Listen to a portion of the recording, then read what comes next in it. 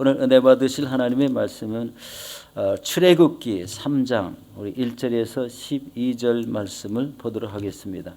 모세가 그의 장인 미디안 제사장 이드로의 양 떼를 치더니 그 떼를 광야 서쪽으로 인도하여 하나님의 산 호렙에 이르매 야훼의 사자가 떨기나무 가운데로부터 나오는 불꽃 안에서 그에게 나타나시니라. 그가 보니 떨기나무에 불이 붙었으나 그 떨기나무가 사라지지 아니하는지라. 이에 모세가 이르되 내가 돌이켜 가서 이 큰 광경을 보리라. 떨기나무가 어찌하여 타지 아니하는고 하니 그때에 야훼께서 그가 보려고 돌이켜 오는 것을 보신지라. 하나님이 떨기나무 가운데서 그를 불러 이르시되 모세야 모세야 하시매 그가 이르되 내가 여기 있나이다. 하나님이 이르시되 이리로 가까이 오지 말라. 내가 선 곳은 거룩한 땅이니 내 발에서 신을 벗으라. 또 이르시되 나는 내 조상의 하나님이니 아브라함의 하나님 이삭의 하나님 야곱의 하나님이니라.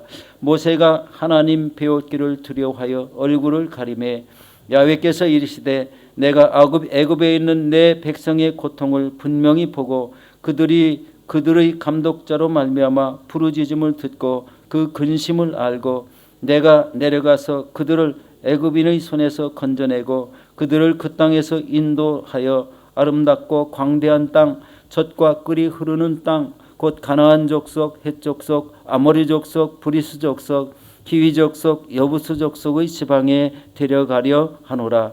이제 가라. 이스라엘 자손의 부르짖음이 내게 달하고 애굽 사람이 그들을 괴롭게 하는 학대도 내가 보았으니 이제 내가 너를 바로에게 보내어 너에게 내 백성 이스라엘 자손을 애굽에서 인도하여 내게 하리라. 모세가 하나님께 아뢰되 내가 누구에게 바로에게 가며 이스라엘 자손을 애굽에서 인도하여 내리까. 하나님이 이르시되 내가 반드시 너와 함께 있으리라. 내가 그 백성을 애굽에서 인도하여 낸 후에 너희가 이 산에서 하나님을 섬기리니 이것이 내가 너를 보낸 증거니라. 아멘. 오늘 저는 이 말씀에 의지해서 모세의 소명이라는 제목으로 은혜를 나누도록 하겠습니다. 하나님은 예나 지금이나 하나님의 계획하신 일들을 이루기 위해서 거기에 합당한 이런 사람을 찾는다는 것을 볼 수가 있습니다. 모세 시대에 하나님 보시기에 가장 합당한 사람은 역시 우리 들판에 양떼를 치는 모세라는 것을 우리 알게 됩니다. 세상을 바라보아도 하나님을 의지하고 살아가는 사람이 없고 하나님의 말씀과 뜻대로 살아가는 사람이 없던 그 시대에 강포가 횡행하고 힘을 가진 사람들이 힘이 약한 자들을 억압하는 그런 시대에 바로 거기에 맞는 사람을 찾게 되는데 바로 그 사람이 모세였다는 겁니다. 모세는 40세 때 애굽에서 사람을 쳐 죽이고 미디안으로 도망해서 미디안 광야에서 40년 동안 이런 양떼를 치고 있을 때 어느 날 떨기나무에 불이 붙었는데 그 불이 사라지지 않는 것을 보고 거기에 가까이 가게 되었는데 거기에서 하나님을 만나고 하나님의 부르심을 받게 되는 내용을 오늘 살펴보았습니다. 여러분, 하나님께서는 모세 앞에 나타나서 모세와 대면하여 말씀하신 것이 아니라 보잘것없는 떨기 가운데로부터 나오는 그 불꽃 안에서 나타나셨다는 거예요. 참 특이한 형태죠. 우리 하나님이 대면해서 아니면은 그냥 음성으로 보이지 않는 하나님 음성으로 모세와 대면할 수도 있었는데 특이하게 떨기나무 그 불꽃 가운데에서 나타나서 모세에게 말씀을 하고 있다는 겁니다. 이 성경을 보면 이런 특이한 상황은 그렇게 많지는 않죠. 너무나 특이한 이런 형상을 보이고 있습니다. 모세가 떨기나무에 불이 붙었는데 사라지지 않는 것을 보고 내가 가서 이 큰 광경을 보리라. 떨기나무가 어찌하여 타지 아니하는가라고 이렇게 우리 성경에 말씀하고 있습니다. 그리고 그가 떨기나무 가까이 다가갔을 때 하나님께서 모세를 부르십니다. 우리 출애굽기 3장 4절에 이렇게 부르시죠. 야훼께서 그가 보려고 돌이켜 오는 것을 보신지라 하나님이 떨기나무 가운데 그를 불러 이르시되 모세야 모세야 하시매 그가 이르되 내가 여기 있나이다. 모세가 하나님의 음성을 기억한 것 같습니다. 하나님께서는 모세를 이렇게 물속에서 건져내고 40년 동안 우리 애굽의 왕자의 직분을 주어서 평안하게 살게 하셨지만 일순간에 한 사람을 쳐 죽이는 바람에 그만 세상 사람이 되고 말았습니다. 미디안 광야에서 다시 40년의 세월이 흘렀는데 하나님은 까마득히 잊어버리고 자신의 세상 방법대로 자신의 유익을 위해서 자신의 삶을 살아가는 그런 모습 속에 부름을 받았다는 것을 생각하게 됩니다. 여러분, 야훼께서 이렇게 떨기나무 가운데로 나타나신 것은 참 특이한 이런 우리 상황일 수밖에는 없습니다. 왜 하나님은 대면에서 우리 모세에게 나타나지 않았을까? 이런 질문도 해볼 수가 있습니다. 그러나 하나님은 바로 이 전능하신 하나님이시기 때문에 떨기나무, 아무 보잘것없는 수많은 떨기나무 가운데 그 중에 한 떨기나무 가운데 불꽃 가운데 임하셨다. 너무나 어떻게 보면은 호기심으로 볼 수가 있고 어떻게 보면은 두려움을 느낄 수 있는 이런 모습으로 나타났다는 것을 볼 수가 있습니다. 나타났을 때 우리 출애굽기 3장 4절의 그 장면을 부름의 장면을 이렇게 묘사하고 있습니다. 같이 보겠습니다. 야훼께서 그가 보려고 돌이켜오는 것을 보신지라 하나님이 떨기나무 가운데서 그를 불러 이르시되 모세야 모세야 하시매 그가 이르되 내가 여기 있나이다 라고 이렇게 말했습니다. 여러분, 이런 떨기나무가 불이 붙었는데 그 불이 사라지지 않았다고 얘기하고 있어요. 이것은 무엇을 의미하는 것일까요? 바로 세상의 모든 권세와 명예는 어느 일정한 시간이 지나면 사라지게 되지만 떨기나무 같은 우리 인생에 임한 하나님의 불길은 사라지지 않으며 시간이 지날수록 더욱더 선명한 빛을 발하게 된다는 것을 보고 있습니다. 볼 수가 있습니다. 중요한 것은 오늘날에도 우리 하나님은 볼품없고 쓸모없이 보여도 믿음의 사람들을 택해서 하나님의 뜻을 이루고자 하시는 그 모습을 보여주고 계시다는 것입니다. 여러분 이 말씀을 믿으십니까? 저와 여러분도 다시 하나님 앞에 부름을 받을 수가 있다. 사명을 받을 수가 있다. 하나님의 뜻을 이루는 도구가 될 수 있다는 것입니다. 그래서 우리 하나님께서는 우리 모세에게 즉시 명령한 말씀이 하나 있어요. 내 발에서 내 신을 벗으라고 명령합니다. 이 떨기나무 불꽃 가운데 모세를 부르신 하나님은 우리 출애굽기 3장 5절에 하나님이 이렇게 말씀합니다. 하나님이 이르시되 이리로 가까이 오지 말라. 내가 선 곳은 거룩한 땅이니 내 발에서 신을 벗으라. 자, 거룩한 땅에서는 이 신을 벗으라. 그런데 이 신이요, 거룩한 신발도 있지 않겠습니까? 그런데 이 신발을 벗으라는 의미는 여러 가지 이 의미가 있다는 것을 우리 살펴보게 됩니다. 여러분, 이 신을 벗으라는 말씀에는요, 첫 번째 세상적이고 인간적인 수단 방법을 하나님 앞에 벗어버리라는 겁니다.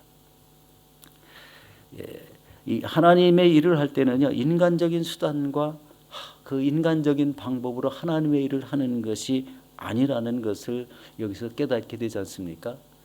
이 세상에 수없이 좋고 많은 것, 물질이 있고 또 권세가 있고 이런 것을 이용해서 하나님의 일을 감당할 수 없다는 것을 보게 됩니다.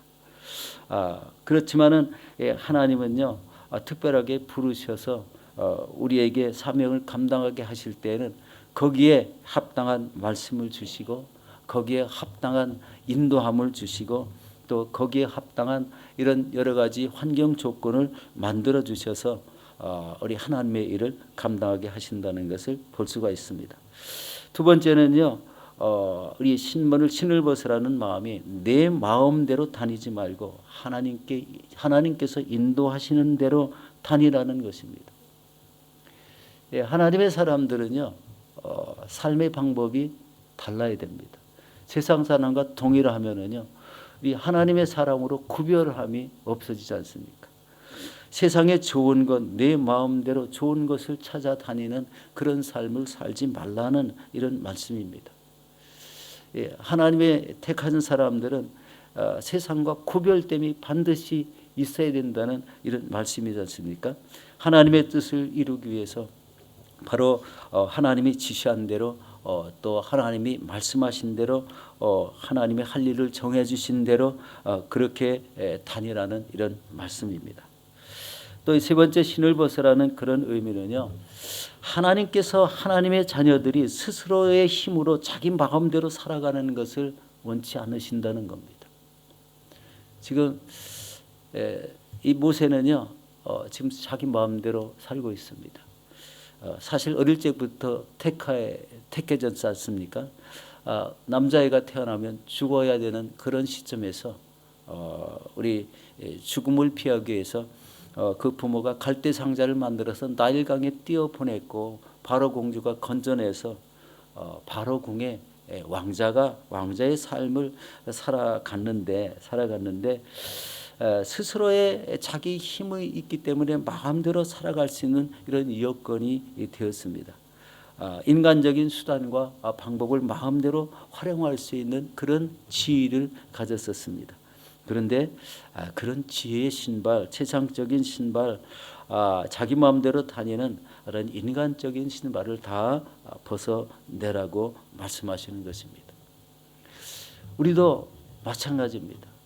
믿음의 사람, 예수 그리스도를 믿어서 구원받은 이 사람에는요, 사람들은 반드시 구별할 게 있어요. 다니지 말 때를 다니지 말아야 된다는 거예요. 그리고 세상적인 것을 자꾸 하나하나 해가 지나면서 벗어내야 된다는 겁니다. 이 벗어냄이 없으면요, 새로운 것이 우리 마음에 깃들지 않습니다.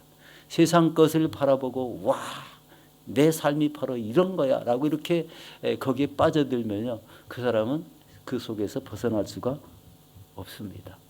벗어나기도 힘들어집니다. 세상의 권세가 높아지고 물질을 많이 가지고 있으면은요, 그것이 하나의 올무가 되어서 믿음하고는 전혀 관계없는 이런 삶을 살게 될 수 있다는 것을 보게 됩니다.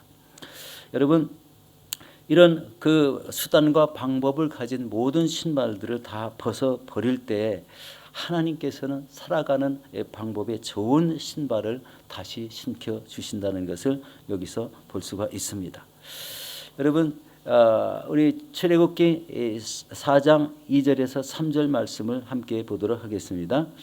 야훼께서 그들에게 이르시되 네 손에 있는 것이 무엇이냐? 그가 이르되 지팡이니이다.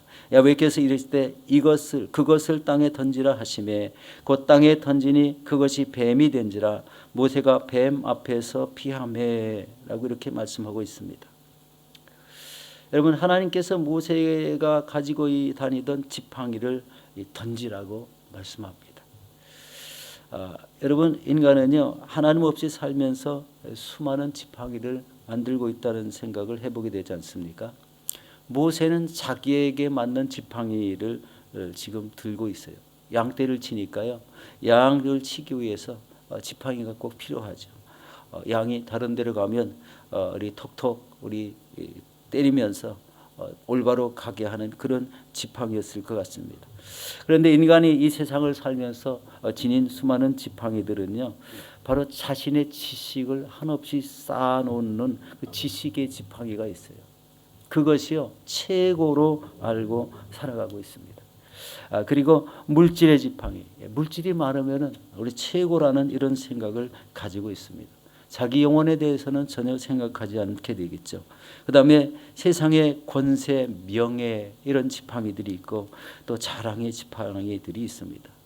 바로 이런 것은 자신이 잘하고 세상적으로 무엇을 뚜렷하게 가지고 있는 것들이 모두 다 이 세상적인 지팡이가 된다는 사실을 여기서 깨닫게 됩니다. 그런데 이런 자기 지팡이를 가진 사람들은요, 하나님이 없는 삶을 살아가게 된다는 것이에요. 인간이 만든 그 지팡이 때문에 결국 그 인생이 죽기까지 자기의 권세의 지팡이, 명예의 지팡이를 놓지 못한다는 거예요. 중간에 깨달음이 있고 하나님을 만나기 전까지는 이것을 결코 놓지 않으려고 하는 인간의 습성이 있다는 것을 보게 됩니다. 결국 그 인간이 이 세상에서 죽으면은 그 모든 것이 끝나는 그런 삶을 움켜쥐고 살아가는 것을 볼 수가 있습니다.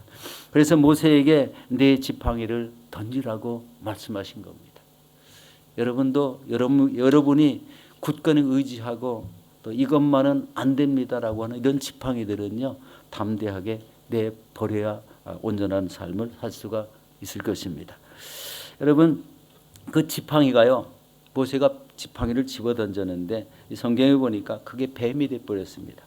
뱀은 영적으로 이 마귀를 상징하는 것으로서 인간의 삶을 어지럽게 하고 또 범죄하게 만들어서 온전한 하나님의 사람으로 살 수 없게 만드는 그런 지팡이였다는 거예요. 그러나 하나님께서 주신 이 지팡이는요, 자신을 구원에 이르게 할 뿐만 아니라 다른 사람들도 올바른 길로 인도하며 구원에 이르게 하는 그런 능력의 지팡이가 될 수 있다는 것을 여기서 깨닫게 하고 있습니다. 하나님은요, 갑자기 말씀하시는데 내 손을 내 품에 넣으라는 말씀을 하고 있습니다. 우리 출애굽기 4장 6절을 한번 보도록 하겠습니다. 야훼께서 또 그에게 이르시되 네 손을 품에 넣으라 하시매 그가 손을 품에 넣었다가 내어보니 그 손에 나병이 생겨 눈같이 희게 된지라. 여러분, 이것을 본 모세는 너무나 깜짝 놀랐습니다. 왜냐하면 그런 자신의 겉모양은 깨끗했지만 자신의 영혼은 바로 문둥병에 걸려 있다는 것을 깨닫게 되었다는 것. 세상 속에 살아가는 세상의 가치관, 살아가는 그 무뎌진 하나님에 대한 무뎌진 모든 믿음들을 간직하고 세상적으로만 살아가는 그런 사람이 되었다. 이것을 영혼에 문둥병이 걸려 있다는 것으로 표현을 했다는 겁니다. 여러분, 하나님을 믿지 않고 타락한 사람도 A형은 깨끗하게 보일 수가 있습니다. 그러나 그의 속사람은 죄악에 만연해서 바로 죄악의 문둥병이 걸렸다는 것을 알 수가 있습니다. 그래서 몸은 건강해도 영혼이 문둥병에 걸려 썩어져 가고 있는 그런 사람들에게 하나님이 주시는 평안은 누릴 수가 없다는 것을 깨닫게 하고 있습니다. 그래서 하나님은 다시 손을 품에 넣으라고 말씀하십니다. 그러자 어떤 일이 생겼습니까? 손이 전과 같이 깨끗해지는 그런 역사를 보여주셨어요. 여러분, 우리의 영혼이 깨끗해지기 위해서 예수 그리스도의 보혈이 필요하다는 것을 보게 됩니다. 모세 시대에는 예수님의 보혈을 주장할 수 있는 시대가 아니었습니다.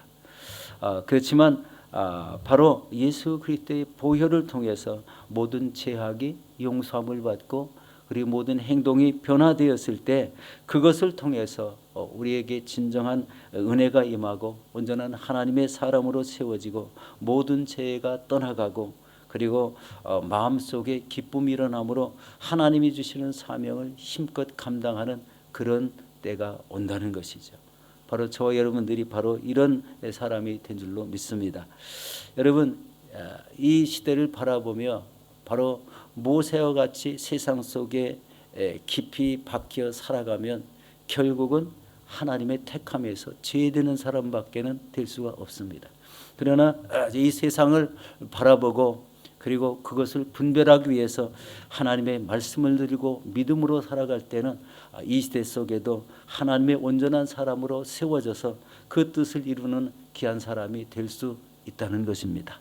우리 사랑하는 성도 여러분, 모세를 변화시킨 하나님께서 바로 이스라엘 민족을 가나안 땅으로 인도하는 이런 출애굽의 지도자로 세우셔서 광야 40년 동안 쓰임받은 것을 우리가 잘 알고 있습니다.